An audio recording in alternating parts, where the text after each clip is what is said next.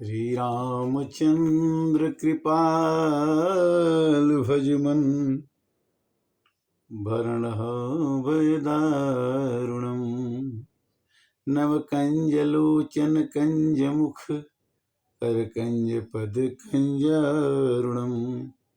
रामचरितमानस मानस ज्ञान के अंतर्गत 289 289 भाग चर्चा बालकांड। जथा सुअंजनयंजि दृगा साधक सीध सुजान कौतुक देखत शैल बना भूतल भूरि निधान। नेत्रों में जैसे अंजन लगाने से, काजल लगाने से मनुष्य को साफ दिखता है, सिद्ध सुजान पर्वतों और सब चीज सुंदर दिखने लगता है। उसी तरह से गुरुपद रज मृदु मंजुलयंजन नयन यमीय दृग दोष विभंजन। भगवान के, गुरु जी के चरणों की रज सो सुंदर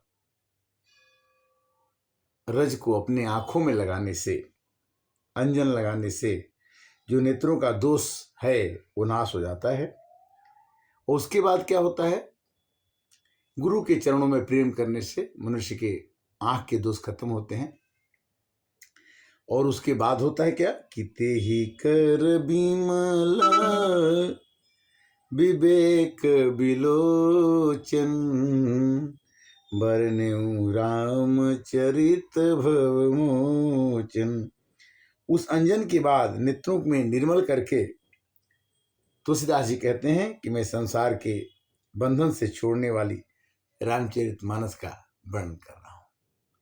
जब तक राम जी की चर्चा, भगवान की चर्चा, सदग्रंथ की चर्चा तभी आदमी कर सकता है जबकि उसके अंदर का मन शांत हो, आनंदित हो, प्रसन्नचित हो। बंदेऊ प्रथम महीसुर चरना मोह जनित संशय सब हरना। सबसे पहले खराब लोगों की वंदना करनी चाहिए। क्यों कि खराब आदमी जो महिषुर होते हैं, जिसमें असुर के गुण होते हैं, वो किसी भी काम को खराब कर सकते हैं, बिगाड़ सकते हैं। इसलिए महिषुर से जरूर डरना चाहिए। सुजन समाज सकल गुण खानी करें प्रणाम सप्रेम सुबानी। पहले पृथ्वी के देवता ब्राह्मणों को चरणों की वंदना करता हूं, जो ज्ञान से उत्पन्न सब संदेहों को हरने वाले हैं। देवता को, ब्राह्मण को पूजा करना, देवताओं के पहले पूजा करते हैं हमेशा। ओम गजाननम भूतगणाय सेवितम कपित जम्भो फलचार भक्षणम उमासुतम शोक विनाश कारकम नमामि विघ्नेश्वर। गणेश जी की वंदना करते हैं। कर्पूर गौरम करुणावतारम संसार सारम भुजगेंद्र हारम सदा वसंतम हृदयारविंदे भौम भवानी सीतम। इसके बाद हम सभी देवताओं को पहले पूजा करते हैं, फिर गुणों की खान संत समाज को प्रेम से सुंदर वाणी से प्रणाम करते हैं। संत का भी हमारे जीवन में बहुत तो है।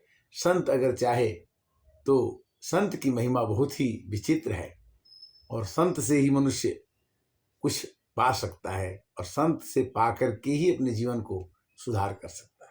मानस कहती कि साधु चरित शुभ चरित कपासु निरस बिसद गुणमय फल जासु साधु चरित शुभ। संतों का चरित्र कपास के समान शुभ है, जिसका फल निरस, विशद और गुणमय होता है। कपास का फल, कपास से रुई बनती है और उसका फल जो है सुंदर नहीं लगता, किंतु उस रुई से कपड़ा बनता है, उस कपड़े से शरीर को ढका जाता है और ये शरीर ढक करके ही कई कई वर्षों तक हम इसको चला सकते हैं। तो मनुष्य का शरीर को ढकने के लिए संत रूपी कपास का आवरण रहे तो ये आत्मा शांति से जी सकती है, रह सकती है। साधु चरित शुभ चरित कपासु निरस विशद गुण में फल जासु। जो सही दुख परी छिद्र दुरावा अबंधनीय जेहि जग जस पावा। कपास से रुई निकलती है, रुई से कपड़ा बनता है और कपड़े को पहनने के पहले उसको सिलाई की जाती है, यानी कपास पर फिर सुई से उस कपास को सुई से सिलाई किया जाता है, यानी वो कपास रूपी संत रूपी कपास उस सुई का प्रहार सह करके कपड़ा बनता है, तब हम उस कपड़े के अंदर हम ढक्कन में रहते हैं। मुद मंगलमय संत समाजू जो जग जंगम तीर्थ राजू। संतों का समाज आनंद और कल्याण में है, जो जगत में चलता फिरता प्रयाग है, तीर्थ है, संगम है। कई बड़ी मुश्किल से संतों का संग मिल जाता है, और संतों का जब संग मिलता है तो सत्संग होता है, और जब सत्संग होता है तो क्या होता है कि राम भगति जह सुर सरिधारा सरसई ब्रह्म विचार प्रचार।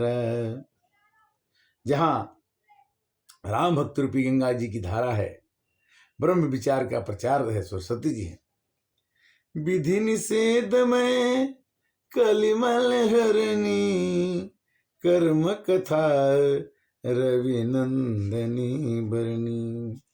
हरिहर कथा विराजत बेनी सुनत सकल मुद मंगल देनी। बटु विश्वास अचल निज धर्म तीर्थ राज समाज सुकर्मा। धर्म में जो अटल विश्वास रखता है वो अक्षय बट है, शुभ कर्म ही तीर्थ राज समाज है। और यह प्रयाग सब देशों में सब सही रूप से प्राप्त हो सकता है, आदर पूर्वक सेवन करने से क्लेशों का नष्ट कर जाता है। जैसे प्रयागराज में, तीर्थराज में हर एक साल माघ में मेला लगता है, इलाहाबाद में प्रयागराज में, और लोग नहाते हैं और अपने क्लेशों को दूर करते हैं। और उसमें आता है कि सब ही सुलभ सब दिन सब देसा सेवत सादर समन कलेसा। अकथय लौकिक तीर्थ राऊ देई सद्य फल प्रगट प्रभाव। तीर्थराज अलौकिक और अकथनीय है एवं तत्काल फल देने वाला है, इसका प्रभाव प्रत्यक्ष है। गंगा तापम शशि पापम कल्पतरु दिन्यताहरम। गंगा में स्नान करते ही मज्जन फल पेखिए तत्काल काक हो कहीं पिकब कहीं मराला।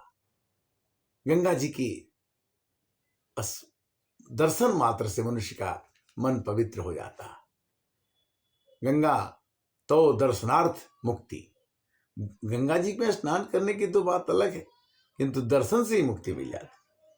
सुनि समुझहि जन मुदित मन मज्जहि अति अनुराग लहहि चार फल छुत तनु साधु समाज प्रयाग।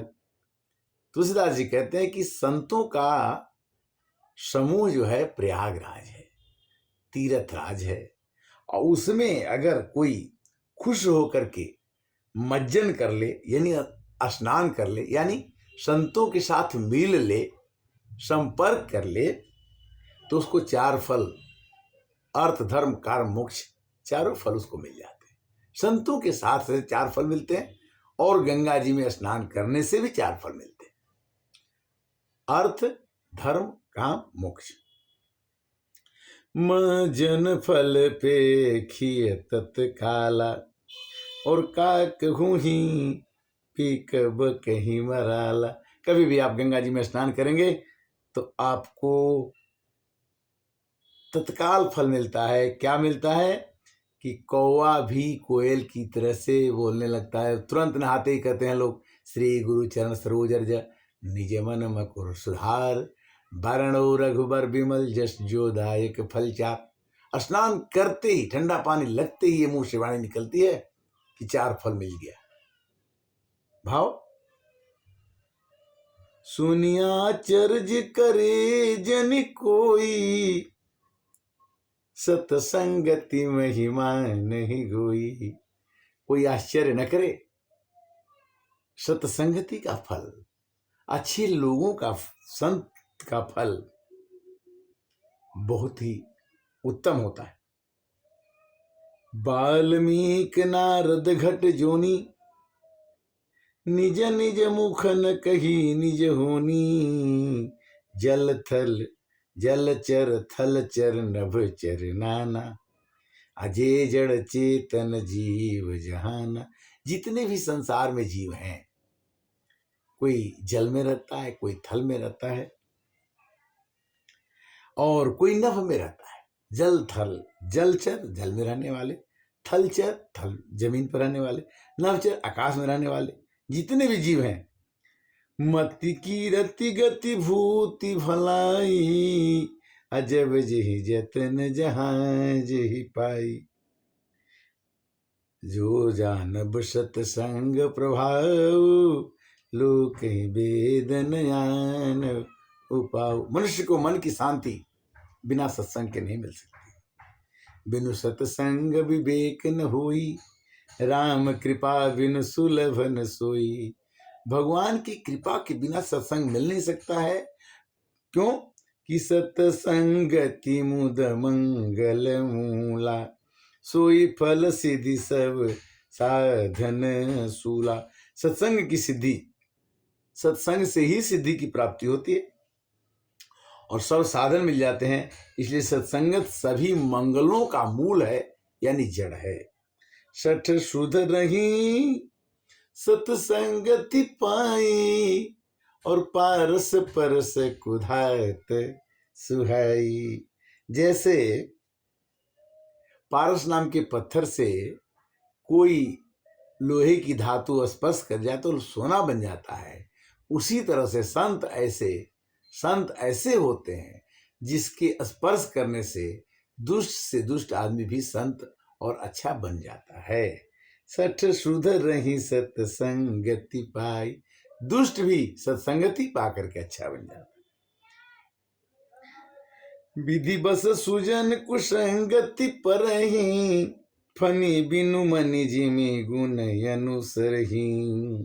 कभी कभी देह योग से कभी सज्जन कुसंगति में पड़ जाते हैं तो वहां सांप की मणि के समान अपने गुणों को ही अनुसरण करते हैं, अर्थात मणि उसके विष को ग्रहण नहीं करती और सहज गुण प्रकाश नहीं छोड़ती। उसी प्रकार साधु पुरुष दुष्टों के संग में रह करके भी दूसरों को प्रकाश ही देते, दुष्टों का उन पर प्रभाव को नहीं पड़ता। यानी सांप के अंदर एक मणि होती है, उसमें प्रकाश होती है, उसमें गुण होते हैं। तो विष से युक्त हुए रखे हुए सर्फ के अंदर मणि रहने पर भी अगर हम देखें तो हम ये कह सकते हैं कि मणि पर विष का प्रभाव नहीं पड़ता है। उसी तरह से दुष्ट आदमी संत पुरुष पर दुष्ट का प्रभाव नहीं पड़ता है। विधि हरिहर को विद बानी, कहत साधु महिमा सकुचानी। संतों की महिमा कहने में ब्रह्मा विष्णु और कवि थक जाते हैं, नहीं कह पाते कि संत क्या कर सकते। सो मम सन कही जात न कैसे, साक बनिक मनि गुण गने जैसे। तुलसीदास जी कहते हैं कि मैं संतों की महिमा क्या कहूँ, इससे ज्यादा मैं कह नहीं सकता। और अंत में यही कहूँगा कि बंदे संत समान चित हित अनहित नहीं कोई, अंजलिगत सुभ सुमन जिमी सम सुगंध कर दोए। संतों की ज़्यादा मैं क्या कहूँ, किंतु संत जो है किसी का अनहित नहीं चाहता। इसलिए संत सरल चित जगत हित, ज्ञान स्वभाव स्नेह, बाल विनय सुन कर कृपा राम चरण रति देहु। सब लोग भगवान की कथा में जरूर ध्यान दें। और आज की कथा का विश्राम यहीं पर, अगली कथा में फिर 290 में हम फिर से मिलेंगे। तब तक के लिए हरे राम राम राम हरे हरे, हरे कृष्णा कृष्णा कृष्णा हरे हरे। ओम।